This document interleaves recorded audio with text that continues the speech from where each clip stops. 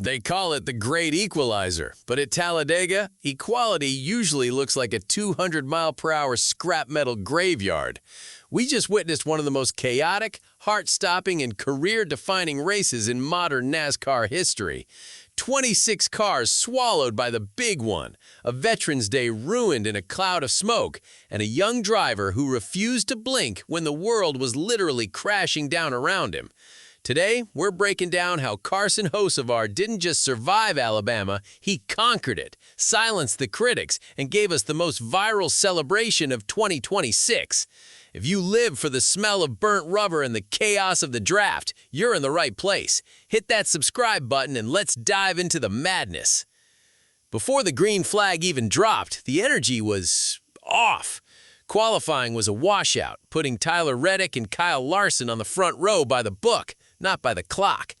The big question in the garage? The new stage lengths. Everyone was wondering if this would be a high-speed chess match or a fuel-saving snore fest.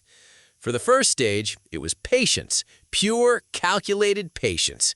We saw the manufacturers splitting strategies, trying to find safety in numbers. Ryan Preece snatched the Stage 1 win, with Keselowski and Logano right there.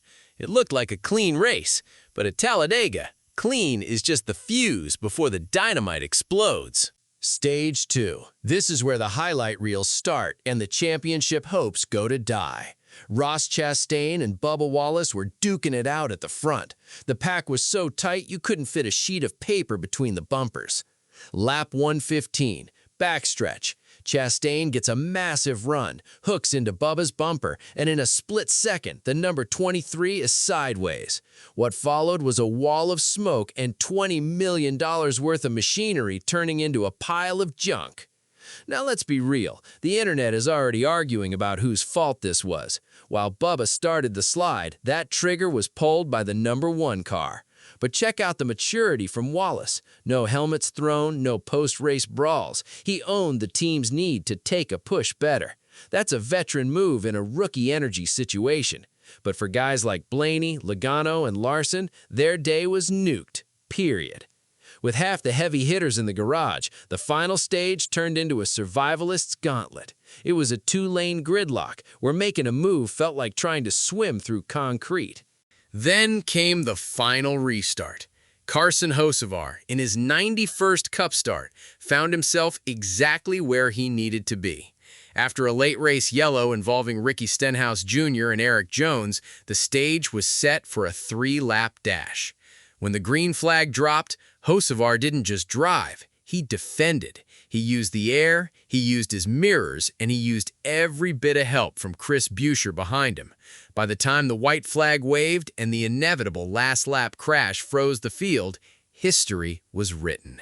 Hocevar, Spire Motorsports, P1. He moved up to 8th in the standings, proving this wasn't a fluke, it was an arrival. But the win was only half the story. The celebration, that was legendary.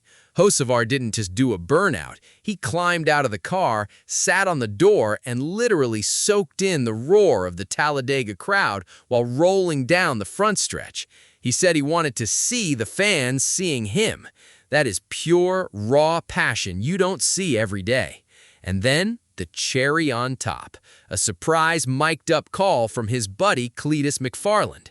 Just days after Carson was cheering for Cletus in ARCA, the roles reversed. Hearing Cletus tell him, "I knew it was coming," that's the kind of crossover energy NASCAR needs.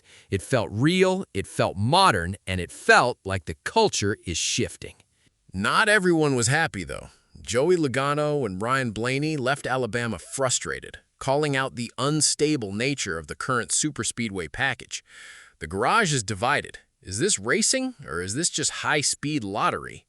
But for Spire Motorsports, the lottery just paid out. Owner Jeff Dickerson made it clear, this wasn't a rain-shortened luckout. They settled this on the asphalt. They're building a powerhouse, and with a driver like Hocevar who plays the game like it's a video game, the rest of the field should be nervous.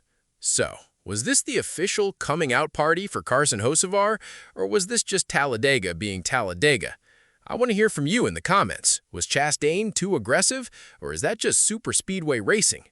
If you want the deepest breakdowns and the most authentic NASCAR news every single week, make sure to like this video and join our community by subscribing.